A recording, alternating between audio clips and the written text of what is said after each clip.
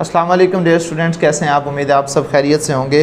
आज हम डिस्कस करेंगे 10th क्लास फ़िज़िक्स की पेयरिंग स्कीम, जिसके अंदर हमने ये देखना है कि किस चैप्टर से कितने शॉर्ट क्वेश्चंस आने हैं, कितने MCQs आने हैं, कहाँ कहाँ से लॉन्ग क्वेश्चंस बनने हैं। तो ये सारी चीज़ें आइए अब ज़रा जो है वो डिस्कस कर लेते हैं।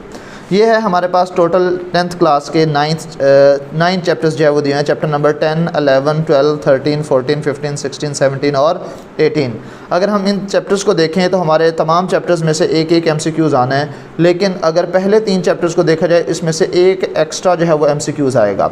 और इसी तरह से नेक्स्ट जो 3 चैप्टर्स हैं 13, 14 और 15, इसमें से भी एक एक्स्ट्रा MCQs जो है वो आएगा। और चैप्टर नंबर 16, 17 और 18, इनमें से भी किसी एक चैप्टर में से एक एक्स्ट्रा MCQs जो है वो आ सकता है।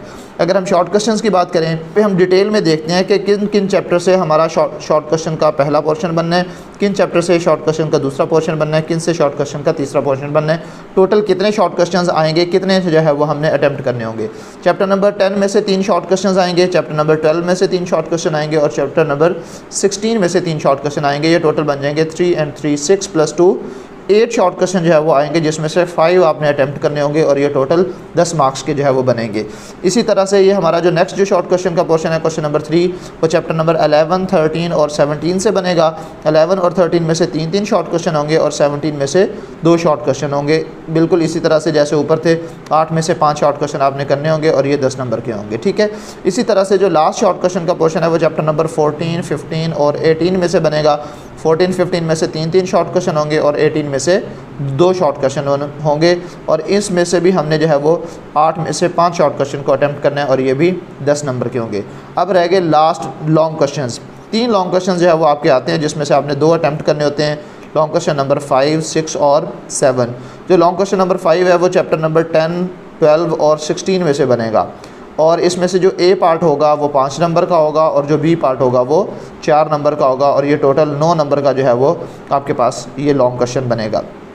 इसी तरह से लॉन्ग क्वेश्चन नंबर जो 6 है वो चैप्टर नंबर 11, 13 और 17 में से बनेगा। 5 मार्क्स का A पार्ट, 4 मार्क्स का B पार्ट और टोटल 9 मार्क्स का ये लॉन्ग क्वेश्चन बन जाएगा। इसी तरह से जो लास्ट लॉन्ग क्वेश्चन है वो 7 है।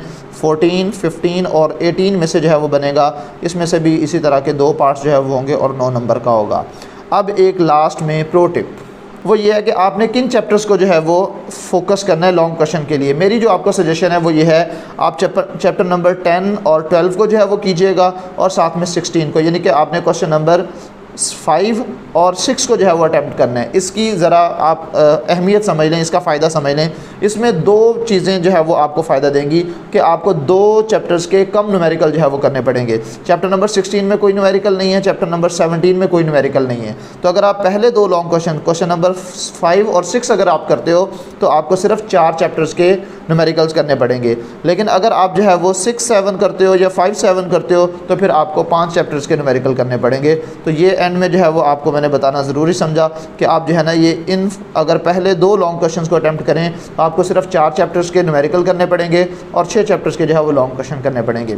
लेकिन अगर आप जो है वो 6, 7 को फॉलो करते हो तो फिर आपको 5 चैप्टर्स के न्यूमेरिकल और 6 चैप्टर्स के जो है वो आपको लॉन्ग क्वेश्चन करने पड़ेंगे। तो ये थी आज की हमारी फिज़िक्स की पेयरिंग स्कीम। उम्मीद है आपको समझ आ गई होगी। इंशाल्लाह नेक्स्ट वीडियो में हम मैथमेटिक्स की और बाकी ऑनवर्ड जो रिमेनिंग वीडियोस होंगी इंशाल्लाह उसमें रिमेनिंग जो आपके सब्जेक्ट्स हैं उन तमाम सब्जेक्ट्स की हम पेयरिंग स्कीम डिस्कस करेंगे। अल्लाह हाफ़िज़।